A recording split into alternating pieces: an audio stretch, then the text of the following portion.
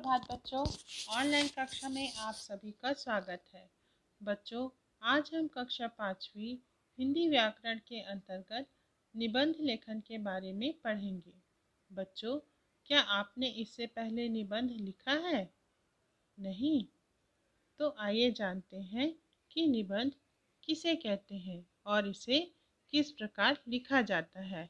बच्चों, अनुच्छेद लेखन के बारे में पढ़ते समय भी आपको निबंध लेखन के बारे में कुछ बातें समझ में आ गई होंगी। तो चलिए आज हम निबंध लेखन किस प्रकार होता है और इसे किस प्रकार लिखा जाता है इसके बारे में जानेंगे। बच्चों, निबंध अंग्रेजी शब्द ऐसे का पर्याय है। निबंध शब्द नि उपसर्ग और बंध धातु से मिलकर बना है। इसका अर्थ है कि नी तथा बंध इन दो शब्दों के मेल से बना है। इसका अर्थ है पूर्ण रूप से गठित अर्थात बंधा हुआ। इस प्रकार से किसी विषय पर क्रमबद्ध ढंग से प्रस्तुत किए गए विचारों एवं भावों को निबंध कहते हैं। निबंध। बच्चों, आइए हम लोग जानते हैं कि निबंध के कितने प्रकार होते हैं।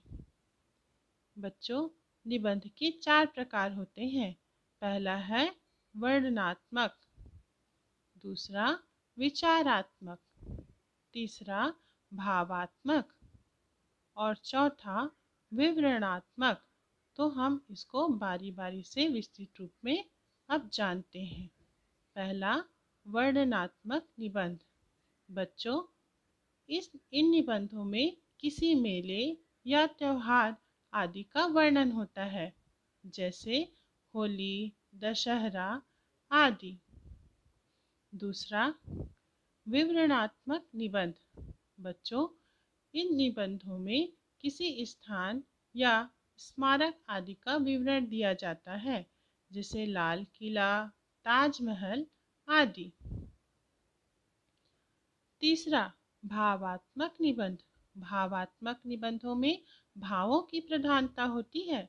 इन निबंधों में परोपकार, सत्संगति, प्यारे दादाजी अथवा प्रिय वर्षा ऋतु आदि हो सकते हैं।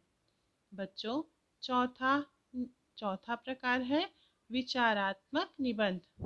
बच्चों, इस प्रकार के निबंधों में किसी विषय पर अपने विचार प्रकट किए जाते हैं, जैसे खेलकूद का महत्व, पर्यावरण और हम, इंटरनेट का महत्व आदि। बच्चों, आइए हम जानते हैं निबंध के अंगों के बारे में। तो निबंध के 3 अंग होते हैं। चलिए जानते हैं कौन कौन से अंग होते हैं। सबसे पहला है भूमिका, या इसे हम प्रस्तावना भी कहते हैं। दूसरा है विषय विस्तार और तीसरा है उपसंहार। तो भूमिका किसे कहते हैं, चलिए जानते हैं। यह निबंध का प्रारंभिक भाग है। इसमें विषय की परिभाषा, परिचय आदि का उल्लेख करते हैं। बच्चों, भूमिका हम जितनी अच्छी तरह से लिखेंगे तो निबंध पढ़ने का उतना ही इच्छा होगा, पढ़ने वाले की इच्छा होगी। दूसरा है विषय विस्तार। यह निबंध का मुख्य भाग होता है। बच्चों, इसमें सारे विषय का वर्णन लिखा जाता है। उद्धरण, तर्क एवं उपशीर्षक के द्वारा विषय को विस्तृत रूप से स्पष्ट किया जाता है। तीसरा उपसंहार। बच्चों, यह निबंध का अंतिम चरण होता है। निबंध का भाव, संकेत इसी पर निर्भर करता है। बच्चों, अब निबंध के अंगों के बारे में जान गए और हमें किन किन बातों पर ध्यान देना चाहिए निबंध लिखते समय। चलिए जानते हैं निबंध लिखते समय ध्यान रखने योग्य बातें। पहला है विषय का पूर्ण ज्ञान होना चाहिए। बच्चों, जिस विषय पर हम निबंध लिखने जा रहे हैं उस विषय की पूर्ण जानकारी हमें होनी चाहिए। दूसरा है निबंध के वाक्य छोटे और अर्थपूर्ण होने चाहिए।